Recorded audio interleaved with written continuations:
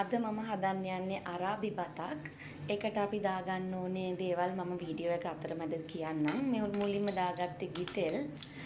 ගිතෙල් රත් වෙනකොට ලොකුවට කපාගත්තු ලොකු ලුණු ගෙඩි දෙකක් දාලා හොඳට ටෙම්පරාදු කරගන්න. ලුණු මැලවෙන්න දෙන්න. ඊට පස්සේ අපිට ඕන කරනවා චොප් කරගත්තු ඉඟුරු සුදු ලුණු පේස්ට් එක. ඒකත් දාගෙන ඒකත් හොඳට මිශ්‍ර කරගන්න ඕනේ.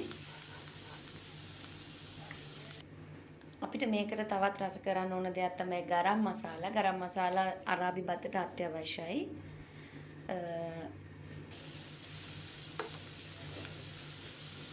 bay leaves ඔයාලට තියෙනම් bay leaf එකක් දාගන්න පුළුවන්. මම දැන් දානවා ගරම් මසාලා, කුරුඳු, සුරුඳුරු, ගම්මිරිස්, ලුණු, කහ සහ කොත්තමල්ලි මේ සියල්ලම දාලා මිශ්‍ර කරගන්න ඕනේ. ඒ ටික හොඳින් මිශ්‍ර වුණාට පස්සේ අපි ඒකට චිකන් ටික දාගමු. චිකන් ටික මුලින් මැරිනේට් කරන්න ඕනේ නෑ. එහෙම කරන අරාබි බත් වර්ගයක් තියෙනවා. අපි මේක නිකම්ම දාලා ලුණු මිශ්‍රණයත් එක්ක ටෙම්පරාදු වෙන්න විනා ටිකක් වෙලා හොඳින් මිශ්‍ර කරන්න. ඒකේ තියෙන ලුණු ස්පයිසස් චිකන් වලට වදින්න ඕනේ. ටිකක් තෙලෙන් ටෙම්පරාදු වෙන්න දෙන්න. ඒකට අපි දැන් දාන්නේ චොප් කරගත්තු තක්කාලි. ඒ ටිකක් හොඳට මිශ්‍ර කරගන්න ඕනේ. දැන් අපි ඒක තඹ ගන්න අපිට දාන්න පුළුවන් වතුර ටිකක් දාලා අපි හොඳින් මේක තඹ ගමු.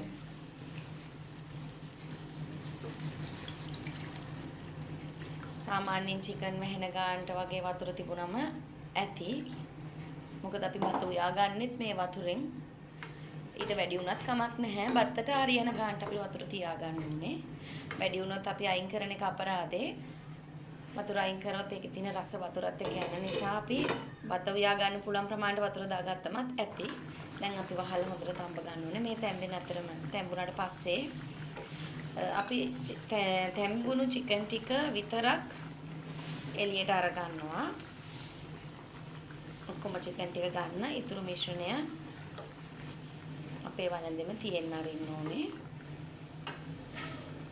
ඊට පස්සේ මම මේකට අද ගත්තේ බාස්මති හාල්. බාස්මති හාල් තමයි ගොඩක් වෙලාවට අරාබි බත් වලට ගන්නෙ. සෝදලා ගත්තු හාල්. අපි අපේ මේ මස් තඹ ගත්තු මිශ්‍රණයට දාලා වතුර තියනම් බත තැම්බෙන්න තව වතුර දාන්න එපා.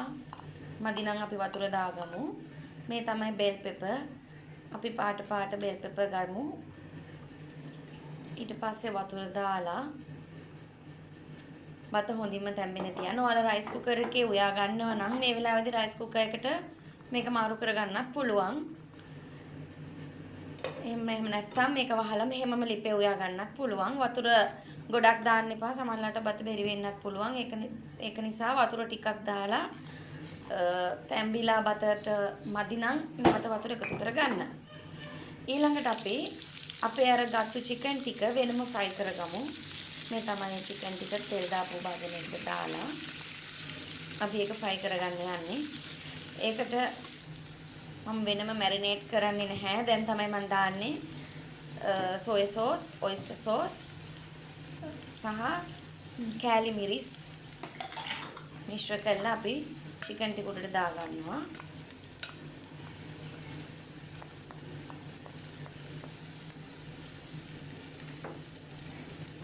නිකන් චිකන් බෙදලා ගන්නට වඩා දැන් මේක දැම්මම ටිකක් රසයි. මොකද වතුරෙන් තැම්බෙන වෙලාවේදී චිකන් වල තියෙන ලුණු රස ටික වතුරට උරාගෙන ඉවරයි. ඒක නිසායි මම මේක ආයෙත් දාලා ෆ්‍රයි කරගන්නේ. හොඳින් මිශ්‍ර කරන්න. මිශ්‍ර කරලා අඩු ගින්දරේ ෆ්‍රයි වෙන්න තියන්න. ලස්සන පාටක් එනවා සෝස් වර්ග දැම්මම. දැන් ෆ්‍රයි වෙලා ඉවරයි. අපේ බත බලමු. ඒකත් දැන් හොඳටම තැම්බිලා තියෙන්නේ. අපි ඒක රස කරගන්න තවත් දානවා කොරියන්ඩර් කොත්තමල්ලි කොළ ටිකක් දාලා හැඳි මිටෙන් ටිකක් කලවම් කරගමු.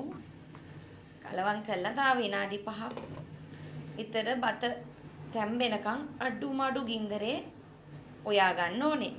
මේ තමයි බත උයලා ඉවර වෙලා බලන්න කොච්චර ලස්සනයිද කියලා. ඒකේ තියෙන වර්ණ ඊළඟට චිකන් එකේ තියෙන කලර්ස්, බෙල් පෙපර් වල කලර්ස්. ඒක මේ ලස්සනට ප්ලේට් එක උඩට ආවම හරිම ලස්සනයි. ඒක පිළිගන්නන්න පුළුවන් ඔයාලට මේ විදියට මිරිස් කෑල්ලක් මිරිස් එක්ක දෙහි පෙත්තක් එහෙම දාලා කාලා බලන්න.